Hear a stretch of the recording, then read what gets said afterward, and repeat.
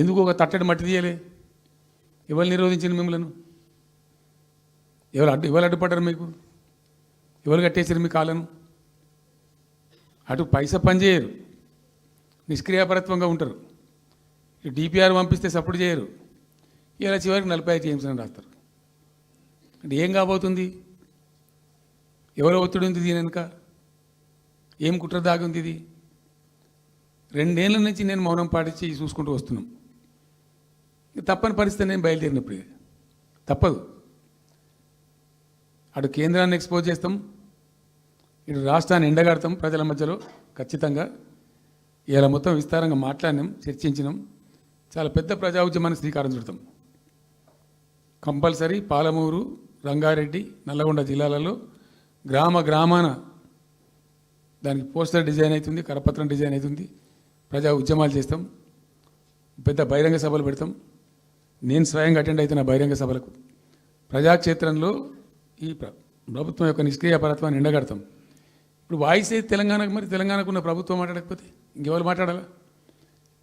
మాకు 2 బాధ్యతలని, ఒకటి తెలంగాణ తెచ్చిన పార్టీగా, రెండవది ప్రధాన ప్రతిపక్షంగా కూడా కంపల్సరీ మా డ్యూటీ మేము చేయాలి. అందుకోసం గాను వీళ్ళు ఏదో తమాషకు మేము అదోటి అడ్డం పొడుగు మాట్లాడి, కిరికిరి మాటలు మాట్లాడి, ఈ కారు కూతలు కూసి ఏదో చేస్తామనుకుంటే నడవదిగా. ఈ ఏళ్ళ దాకా వేరే కథ, రేపటి నుంచి వేరే తోలు తీస్తాం ఎక్కడికక్కడ. ప్రజలు ఖచ్చితంగా ఎక్కడికక్కడ నిలబెట్టే ప్రయత్నం చేస్తాం. అడుగున చెక్ చేస్తాం, ప్రతి విషయంలో చెక్ చేస్తాం. Sufficient time we have given. మేము తొందరపడి మేము ఎందుకు కన్నెర్రి అయ్యి మా ప్రభుత్వం పోయింది వీళ్ళు వచ్చిండ్రు అనేటువంటి ఒక పిచ్చి అయ్యి అట్లా మేము చేయలే, అటువంటి వాడికి పోలే. ఇష్యూల మీద పోరాడుతున్నాం, ఒకే ఫీజు రియంబర్స్ మీద పోరాడుతున్నాం, ఇంకోటి పోరాడుతున్నాం. రకరకాల భూదందాల మీద, దోపిడీ మీద, చెర్ల మీద, చెర్ల మీద పోరాడుతున్నాం. పార్టీ కొట్లాడుతున్నది, తప్పదు కాబట్టి కొట్లాడుతాం. ఇప్పుడు మొత్తం మొదటికే ముప్పొచ్చే పరిస్థితి ఉంది. అటు గోదావరి మీద అరాకిరి చేసి చంద్రబాబు నాయుడు, ఏపీ ప్రభుత్వం నల్లమల సాగరు, ఈ సాగరు, ఆ సాగరు, అటు గోదావరి దోపిడీ జరుగుతూ ఉంటే దాని మీద సప్పులు లేదు. ఇటు కృష్ణలో ఇంత ఘోరంగా పాలమూరు ఎత్తిపోతల మీద దీని మీద సప్పులు లేదు. మరి ఎవరి ప్రయోజనాల కోసం ఉన్నట్టు రాష్ట్ర ప్రభుత్వం? ఏం చేయడానికి ఉన్నట్టు? ఏం జరుగుతున్నట్టు రాష్ట్రంలో? కాబట్టి ఎట్టి పరిస్థితుల్లో నేనే స్వయంగా రంగంలో దిగాలనుకున్నా. దినం ఈరోజు డిసిషన్ అయిపోయింది.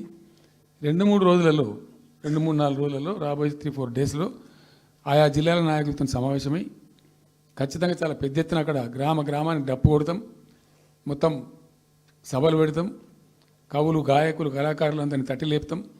మీ పత్రికా విలేకరులను కూడా రిక్వెస్ట్ చేస్తాం.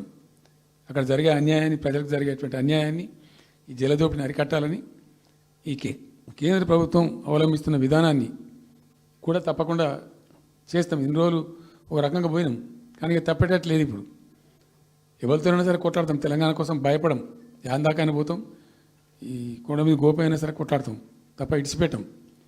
ఇక్కడ ఏమి ముఖాలు చూసేది కానీ ఇంకోటి కానీ నైసిటీస్ ఏమి లేవు. There is no necessity at all. Will fight, డెఫినెట్గా ఫైట్ చేస్తాం.